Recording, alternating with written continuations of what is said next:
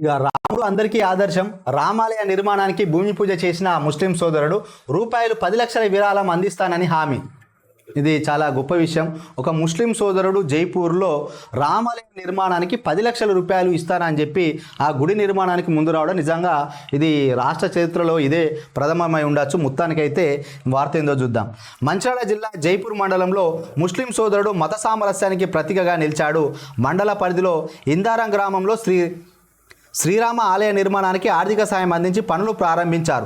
ఆదివారం గ్రామానికి చెందిన ఎండి ఫయాజుద్దీన్ గ్రామ ప్రజల సహకారంతో పండితుల చేత ఆలయ నిర్మాణానికి భూమి పూజ కార్యక్రమాన్ని చేపట్టి మాట్లాడారు.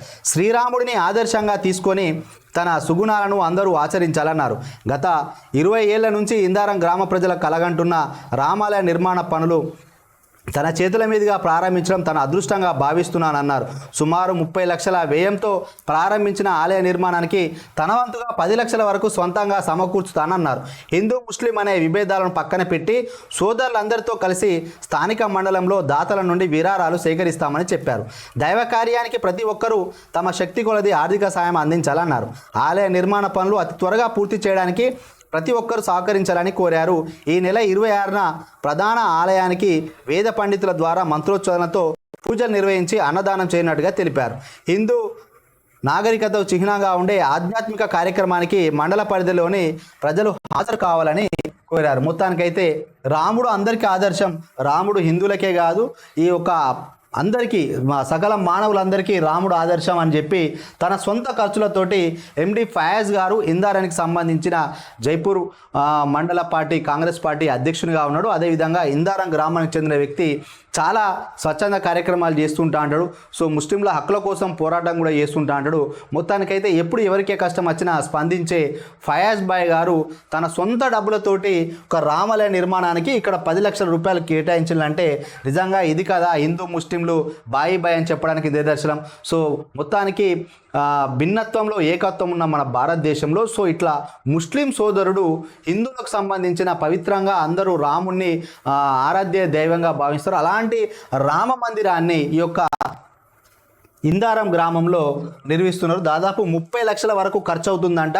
సో బాయ్ గారు మన ఫయాజ్ బాయ్ గారు తన సొంత ఖర్చులు 10 లక్షలు ఇస్తున్నారు. ఇంకా ఎవరన్నా ఆ గుడికి సహకరించే వాళ్ళు ఉన్నా కూడా సహకరించండి అని చెప్తున్నారు. ఇక్కడ చెప్పాల్సింది ఏంటంటే డబ్బులు ఇవ్వడం అనేది ఎంత గొప్ప. ఆయనకు ఒక ముస్లిం అయి ఉండి ఆ యొక్క రామ మందిర నిర్మాణానికి ముందడుగు చేసిన చూసినలా అది వెలకట్టలేంది ఆ యొక్క హృదయం ఉన్నది. సో ఒక ముస్లిం సోదరుడు వచ్చి చేస్తున్నాడు అంటే ఇంకా అది మనం ఆయన గురించి ఎంత చెప్పుకున్నా తక్కువే. సో ఖచ్చితంగా ప్రతి ఊర్లో ఫయాజ్ బాయ్ లాంటి వ్యక్తి ఒకరు ఉండాలి. ఎందుకనంటే హిందూ అయినా ముస్లిం అయినా క్రైస్తవ అయినా అందరూ కుల మత భేదం లేకుండా జీవనం కొనసాగించాలంటే ఇంకో ఇట్లాంటి వాళ్ళు కొందరు ఉండడం వల్ల ఇంకా సోదరాభావం ఉన్నదని చెప్పచ్చు. అక్కడక్కడ గొడవలు అల్లరి జరుగుతుండొచ్చు, కానీ అందరూ ఈ యొక్క ఫయాజ్ బాయ్ లాగా ఉంటే అందరూ గర్వపడే విధంగా ఉంటుంది. సో హ్యాట్సాప్ ఫయాజ్ బాయ్కి సంబంధించి మన జనతా టీవీ తరపున హ్యాట్సాప్ చెప్తున్నాం. ఎందుకంటే తప్పకుండా ఒకసారి ఫయాజ్ బాయ్ గారు ఇంతకుముందు మన స్టూడియోకు రావడం జరిగింది. ఈ అంశం గురించి ప్రత్యక్షంగా ఒకసారి ఇందారం గ్రామానికి వెళ్ళి అక్కడ ఉన్న పరిస్థితి ఏ విధంగా ముందుకు వచ్చిండో చెప్పి అన్నగారితో మళ్ళొకసారి మాట్లాడడం జరుగుతుంది. ఎనీవే మన జనతా టీవీ తరపున హ్యాట్సాప్ చెప్తున్నాము. అదేవిధంగా ఆలయ నిర్మాణానికి గ్రామానికి చెందిన రాజా వెంకటముత్యం రావు వారసుడు ఆనంద్ కృష్ణ సుమారుగా 400 గజాల స్థలం సమకూర్చినట్లుగా తెలిపారంట.